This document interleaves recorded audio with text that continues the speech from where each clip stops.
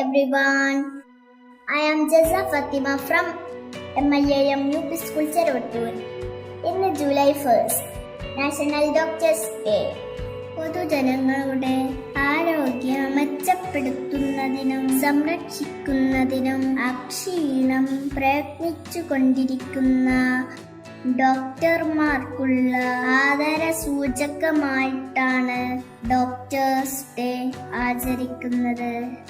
ദൈവം നമുക്ക് തന്ന ജീവനും ആരോഗ്യവും സംരക്ഷിക്കുന്നതിൽ ഒഴിച്ചുകൂടാനാവാത്ത പങ്കുവഹിക്കുന്നവരാണ് ഡോക്ടർമാർ. സ്വന്തം കുടുംബ ജീവിതം പോലും മാറ്റിവെച്ചുകൊണ്ട് പൊതുജനങ്ങളുടെ ആരോഗ്യ സംരക്ഷണത്തിനായി ജീവിതം മാറ്റിവെച്ച മുഴുവൻ ഡോക്ടർമാർക്കും നല്ലതു മാത്രം വരട്ടെ എന്ന് പ്രാർത്ഥിക്കുന്നു.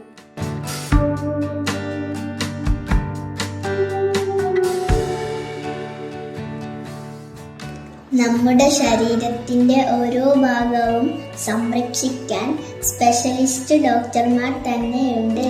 ഞാനിപ്പോൾ ഉള്ളത് ഡോക്ടർ റുബീന മാഡത്തിന്റെ അടുത്താണ്. നമസ്കാരം ഡോക്ടർ. നമസ്കാരം. കുട്ടികൾ നേരിടുന്ന വലിയ ഒരു പ്രശ്നമാണ് പല്ലുമായി ബന്ധപ്പെട്ട രോഗം. എന്താണ് പല്ലിന്റെ അസുഖത്തിന് കാരണം? എങ്ങനെ നമുക്ക് പല്ലിന്റെ ആരോഗ്യം സംരക്ഷിക്കാം? ഒന്ന് വിശദീകരിക്കാമോ? ഓക്കെ, ഫസ്റ്റ് നമുക്ക് മെയിൻലി വേണ്ടത് ബ്രഷിംഗ് ആണ്. Brushing technique 2 times brushing. First mainly morning and night. Brushing technique എന്ന് പറഞ്ഞാൽ ഫസ്റ്റ് നമ്മുടെ പല്ല് എങ്ങനെ നിൽക്കുന്നത്, നേരെ മേലെ നിന്നും താഴോട്ടും അങ്ങനെയല്ല നിൽക്കുന്നത്. അപ്പോൾ അതിനനുസരിച്ച് വേണം ബ്രഷ് ചെയ്യാൻ.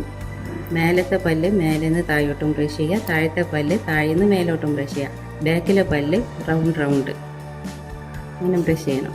മെയിൻ്റെ അപ്പോൾ പല്ലിൻ്റെ ഇടയ്ക്കുള്ളതൊക്കെ പോയി കിട്ടും. അപ്പോൾ ബ്രഷ് ചെയ്യുന്നുണ്ടെന്ന് കരുതിയിട്ട് നമ്മൾ ബ്രഷ് ചെയ്യുന്നത് ഫുള്ള് പോകണമെന്നില്ല. ഇങ്ങനെ ചെയ്താൽ ബാക്ടീരിയ ഒക്കെ പോകുള്ളൂ. ബ്രഷ് ചെയ്യാഞ്ഞാൽ ബാക്ടീരിയ കടഞ്ഞു കൂടിയിട്ട് ബ്ലാക്ക് ആവും, കാൽക്കുലസ് ആവും, വൈറ്റ് കട്ട പോലെ അവിടെ നിൽക്കും. അങ്ങനെ ഹോളായിട്ട് പല്ലുകളൊക്കെ കേടുവരും. പിന്നെ മിഠായിയൊക്കെ തിന്നു കഴിഞ്ഞാൽ വായ കഴുകിയില്ലെങ്കിൽ അവിടുത്തെ സ്വീറ്റ്സ് അടഞ്ഞു കൂടിയിട്ട് ബാക്ടീരിയ ഒക്കെ അടഞ്ഞു കൂടിയിട്ട് ഹോളായിട്ട് മാറും.